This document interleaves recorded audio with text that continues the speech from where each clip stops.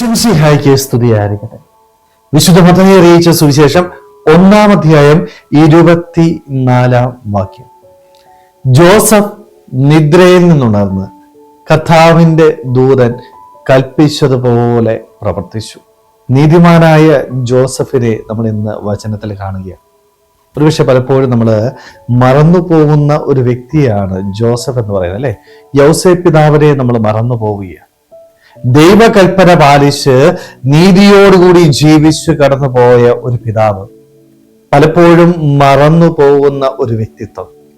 വലിയ ബഹളമൊന്നും വെച്ചില്ല. ഇന്നത്തെ വചനത്തിൽ പോലും കൃത്യമായിട്ട് നമ്മൾ കാണുന്നുണ്ട്, അല്ലെ? നിദ്രയിൽ നിന്നുണർന്ന് സ്വപ്നത്തില് അവന് ലഭിച്ച കൽപ്പന കൃത്യമായിട്ട് പാലിച്ചുകൊണ്ട് ദൈവം കൽപ്പിച്ചത് അനുസരിച്ച് ജീവിച്ചു കടന്നുപോയ വ്യക്തി. പരാതികൾ പറഞ്ഞില്ല, പരിഭവം പറഞ്ഞില്ല, മറിച്ച് ദൈവകൽപ്പനയ്ക്ക് പൂർണ്ണമായിട്ട് സമർപ്പിച്ച നീതിമാനായ ഒരു വ്യക്തി. അതുകൊണ്ടാണ് വിശുദ്ധ ഗ്രന്ഥം യോസേപ്പിന് കൊടുക്കുന്ന വിശേഷണം എന്ന് പറയുന്നത്, അവൻ നീതിമാനായിരുന്നു.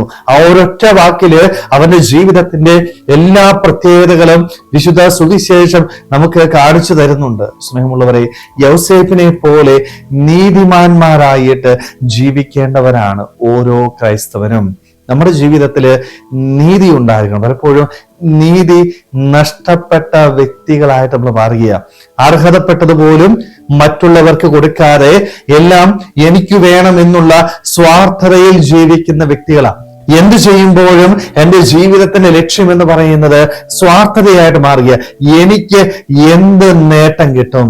നീതി നഷ്ടപ്പെട്ടുകൊണ്ട് സ്വാർത്ഥതയോടുകൂടി ജീവിക്കുന്ന നമ്മോടാണ് ഈശോ ഈ വിശുദ്ധ ഗ്രന്ഥഭാവത്തിലൂടെ പറയുന്നത്, നീതിമാനായ യൗസേപ്പിനെ പോലെ നിന്റെ ജീവിതത്തില് നീതി ഉണ്ടാവണം. എങ്ങനെയാണ് നീതിമാനായിട്ട് ജീവിക്കാനായിട്ട് സാധിക്കുക? യൗസേപ്പ് പിതാവ് എന്താ ചെയ്തത്? ദൈവകൽപ്പന പാലിച്ചു.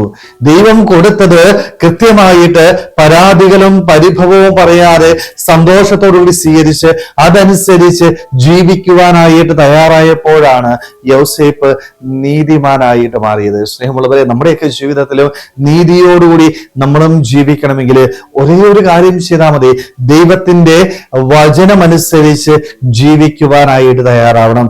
അത് പ്രശ്നങ്ങൾ ഉണ്ടാവും, പ്രയാസങ്ങളുണ്ടാവും. പക്ഷേ ഈ പ്രശ്നങ്ങളെയും ഈ പ്രയാസങ്ങളെയും ധൈര്യത്തോടുകൂടി നേരിട്ട് തമ്പുരാന്റെ വചനം എന്റെ ജീവിതത്തിൽ ഞാൻ പ്രാവർത്തികമാക്കുമ്പോൾ ഞാനും നീതിമാനായിട്ട് മാറുകയാണ്. സ്നേഹമുള്ളവർ, നമ്മുടെയൊക്കെ ക്രൈസ്തവ ജീവിതത്തിന്റെ ലക്ഷ്യം എന്ന് പറയുന്നത് ഇതേ നീതി ഈ ഭൂമിയിൽ നേടിയെടുക്കാനായിട്ട്. നീ നീതിമാനായിട്ട് ജീവിച്ചാല് നിനക്ക് ഉറപ്പായിട്ടും സ്വർഗം നേടിയെടുക്കാനായിട്ട് സാധിക്കും. സ്നേഹമുള്ളവരെ, അതുകൊണ്ട് നമ്മുടെ ജീവിതത്തിലും ദൈവത്തിന്റെ വചനത്തിന് പ്രാധാന്യം കൊടുക്കാം. യൗസേപ്പിനെ പോലെ പരാതികളും പരിഭവവും പറയാതെ തമ്പുരാന്റെ വചനം അനുസരിച്ച് ജീവിക്കുവാനായിട്ട്, ഈ ഭൂമിയിൽ നീതിയോടുകൂടി ജീവിച്ച് നീതിമാനായിട്ട് തീർന്ന് സ്വർഗരാജ്യം നേടിയെടുക്കാനായിട്ട് നമുക്ക് ഓരോരുത്തർക്കും ആത്മാർത്ഥമായിട്ട് ആഗ്രഹിക്കുമ്പോൾ ശ്രമിക്കാം. ദൈവം നമ്മളെല്ലാവരെയും സമൃദ്ധമായിട്ട് അനുഗ്രഹിക്കട്ടെ. ആമേൻ.